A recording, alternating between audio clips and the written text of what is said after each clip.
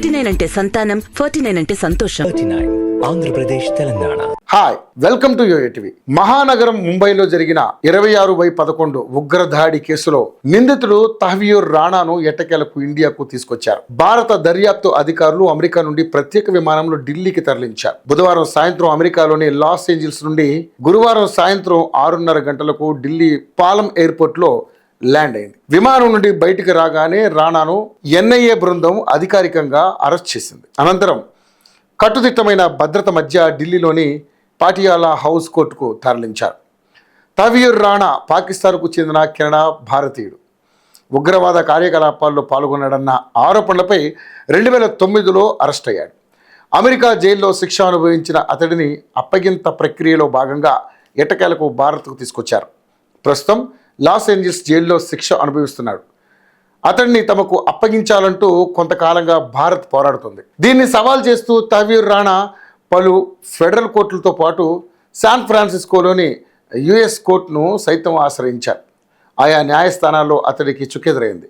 ఈ క్రమంలో గతేడాది నవంబర్ 13వ తేదీన అమెరికా సుప్రీంకోర్టులో రిట్ పిటిషన్ వేయగా అక్కడ నిరాశ ఎదురైంది. అమెరికా సుప్రీంకోర్టు న్యాయమూర్తులు రాణా దరఖాస్తును తిరస్కరించడంతో భారత్కు అప్పగించకుండా తప్పించుకోవడానికి చేసిన చివరి ప్రయత్నం విఫలమైన తర్వాత అతన్ని భారతదేశానికి తీసుకొచ్చారు. అసలు తహ్వీర్ రాణా ఎవరు? ఈ వీడియోలో తెలుసుకునే ప్రయత్నం చేద్దాం. తహ్వీర్ హుస్సేన్ రాణా 1961 జనవరి 12న పాకిస్తాన్లోని పంజాబ్ ప్రావిన్స్లోని చిచావత్నిలో జన్మించారు. వృత్తిరీత్యా వైద్యుడు. పాకిస్తాన్ ఆర్మీ మెడికల్ కార్పస్లో కెప్టెన్ జనరల్ డ్యూటీ ప్రాక్టీషనర్గా పనిచేశాడు.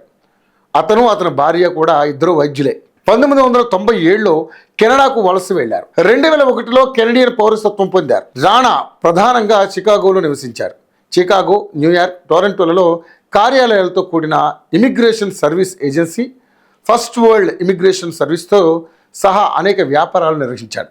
రాణా, డేవిడ్ కోల్మన్ హెడ్లీ పాకిస్తాన్లో లష్కరే నిర్వహించిన శిక్షణ శిబిరాలకు హాజరయ్యేవారు. రాణా భారత్కు అప్పగించడానికి దారితీసిన సంఘటనలు ఏంటో ఒకసారి తెలుసుకుందాం. దాడికి 11 రోజుల ముందు రాణా ముంబైలోని తాజ్ మహల్ హోటల్లో బస చేశారు. ఉగ్రవాదులు దాడి చేసిన ప్రదేశాల్లో ఇది ఒకటి.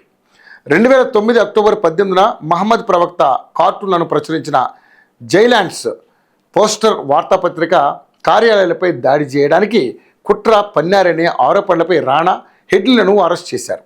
ఇక 2011 మే 16 తహ్వీర్ హుస్సేన్ రాణాపై యుఎస్ డిస్ట్రిక్ట్ కోర్టులో విచారణ ప్రారంభమైంది. ఇక 2011 జూన్ 9న భారతదేశంలోని ముంబైలో నవంబర్ 2008లో జరిగిన ఉగ్రవాద దాడులకు సంబంధించి 6 అమెరికన్లతో సహా 160 మందికి పైగా మృతి చెందడానికి, సామాగ్రి సహాయం అందించడానికి కుట్ర పన్నారనే అభియోగంపై జ్యూరీ రాణాను నిర్దోషిగా ప్రకటించింది. ఇక 2011 జూన్ 10 ముంబై ఉగ్రవాద దాడులకు భౌతిక మద్దతు అందించడానికి కుట్ర పన్నారనే అభియోగంపై తహ్వీర్ హుస్సేన్ రాణాను అమెరికా కోర్టు నిర్దోషిగా విడుదల చేయడంపై భారత ప్రభుత్వం నిరాశ వ్యక్తం చేసింది. ఇక 2016 మార్చి, ఏప్రిల్ డేవిడ్ కోల్మన్ హెడ్లీ తన వీడియో కాన్ఫరెన్స్ ద్వారా సాక్ష్యం సమయంలో తహ్వీర్ రాణా పాత్ర గురించి వివరాలను అందించాడు. 2025 జనవరి 21న తనను భారతదేశానికి అప్పగించడాన్ని సవాల్ చేస్తూ రాణా దాఖలు చేసిన పిటిషన్ను అమెరికా సుప్రీంకోర్టు తిరస్కరించింది. 2025 ఏప్రిల్ 10వ తారీఖు రాణాను ముంబైకి తీసుకొచ్చారు.